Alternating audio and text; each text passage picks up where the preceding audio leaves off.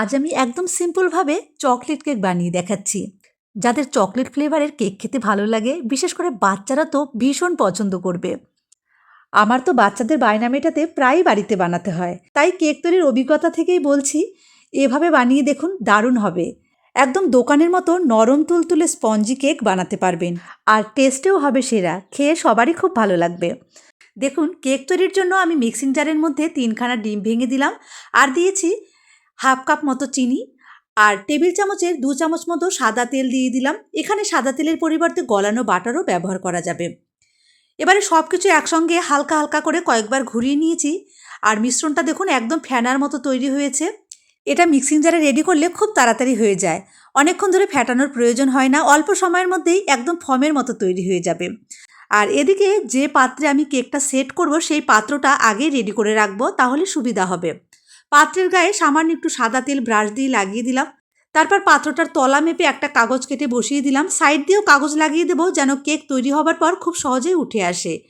আমি এখানে নর্মাল পেপারটাই ব্যবহার করেছি। যে কোনো পেপারেই যদি সামান্য একটু তেল লাগিয়ে দেওয়া যায়, তাহলে কিন্তু একদম বাটার পেপারের মতোই কাজ করবে।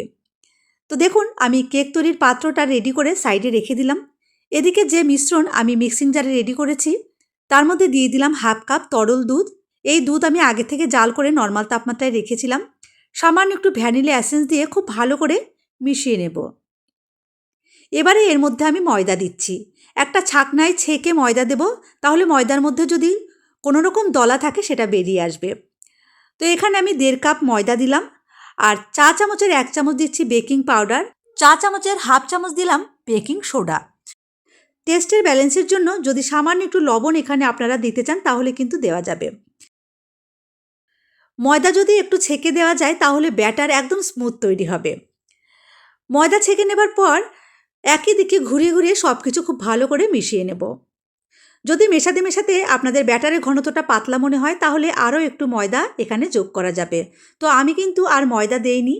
আমি যে মাপে ময়দা দিয়েছি, তাতে ব্যাটারের ঘনত্বটা একদম ঠিক থাকবে। আর ব্যাটার দেখুন খুব সুন্দরভাবে রেডি হয়েছে, একদম স্মুথ ব্যাটার তৈরি হয়েছে। ঠিক এইভাবে ব্যাটার আমাদের রেডি করে নিতে হবে।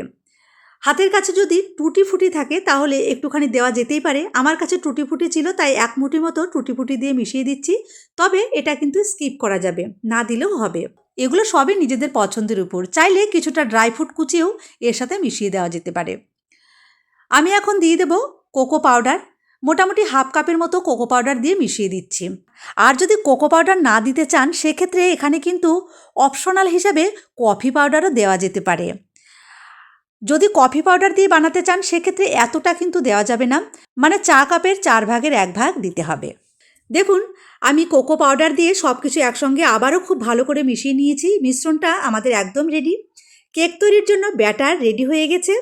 এবারে যে পাত্রটা আমি কেক সেট করার জন্য রেডি করেছিলাম, সেই পাত্রের মধ্যে যত তাড়াতাড়ি সম্ভব ব্যাটার ঢেলে দিতে হবে। ব্যাটার ঢালার সময় দেখুন ভাজ ভাজ হয়ে পড়ছে, মানে ব্যাটারের ঘনত্বটা ঠিক এতটাই রাখতে হবে, খুব বেশি পাতলাও নয়, আবার ঘনও নয়। এবারে পাত্রটা ধরে একটু ট্যাপ করে দেবেন, যেন ভেতরে হাওয়া না থাকে। হাওয়া থাকলে কিন্তু কেক তৈরি হবার পর কেকের ভেতরে ছোট ছোট ছিদ্র থেকে যাবে। এদিকে গ্যাস ওভেনে 2-3 মিনিট আগে একটি কড়াই আমি মাঝারি আঁচে বসিয়ে রেখেছিলাম। কড়াইটা একটুখানি গরম হবার পর মাঝখানে একটি রিং বসিয়ে দিলাম। এই রিংয়ের উপরে কেকের পাত্রটা বসিয়ে এবারে ঢাকা দিয়ে মিডিয়াম আঁচে অন্তত 40 মিনিট আমরা অপেক্ষা করব। এবারে 40 মিনিট পর আমি ঢাকনাটা খুলে দেখাচ্ছি। দেখুন, খুব সুন্দরভাবে ফুলে উঠেছে। আমার তো মনে হচ্ছে কেকটা একদম রেডি হয়ে গেছে। তবে চেক করে দেখে তারপর গ্যাসের ফ্লেমটা বন্ধ করব। তো আমি একটি ছুরি কেকের মধ্যে দিয়ে তারপর বের করে নিলাম। দেখুন, ছুরিটা কিন্তু একেবারে পরিষ্কার এসেছে। যদি কেকটা পুরোপুরিভাবে রেডি না হতো, তাহলে কিন্তু ছুরির গায়ে ব্যাটার লেগে থাকতো। যেহেতু ছুরিটা পরিষ্কার বেরিয়েছে, তার মানে কেকটা আমাদের পুরোপুরি রেডি। এবারে গ্যাসের ফ্লেমটা বন্ধ করে কেকটা আমি কড়াই থেকে তুলে নিলাম। যখন পুরোপুরি ঠান্ডা হয়ে যাবে, তখন কেকটা আপনারা পাত্র থেকে বের করে নেবেন। যেহেতু তেল ব্রাশ করে পাত্রের গায়ে কাগজ লাগানো ছিল, তাই এটা খুব সহজে বেরিয়েও আসবে। তো বন্ধুরা, যারা আমার ভিডিওটি দেখছেন, আপনাদের অতি মূল্যবান সময় আমাকে দেওয়ার জন্য অসংখ্য ধন্যবাদ জানাই। আমার আরও নতুন রেসিপিগুলো দেখতে চাইলে আমার চ্যানেলটি সাবস্ক্রাইব করে পাশে থাকবেন। আর যারা ফেসবুক থেকে দেখছেন, তারা আমার ফেসবুক পেজটি ফলো করে রাখবেন। আপনাদেরকে কেটে দেখিয়ে দেব কেকটা কতটা নরম তুলতুলে আর স্পঞ্জি হয়েছে। এখনও কিন্তু বেশ গরম আছে। পুরোপুরি ঠান্ডা হয়নি, গরম অবস্থাতেই আমি কেটে নিলাম। তবে আপনারা যখন বাড়িতে কাটবেন কেকটা ঠান্ডা হবার পর কেটে নেবেন। দেখুন কেকের মধ্যে অসংখ্য জালি তৈরি হয়েছে আর এটা কতটা স্পঞ্জি, একদম নরম তুলতুলে। এক টুকরো মুখে দিলেই বুঝতে পারবেন কত ভালো কোয়ালিটির কেক তৈরি হয়েছে। তো বন্ধুরা, কেমন লাগলো আজকের ভিডিও কমেন্ট করে জানাবেন। ধন্যবাদ।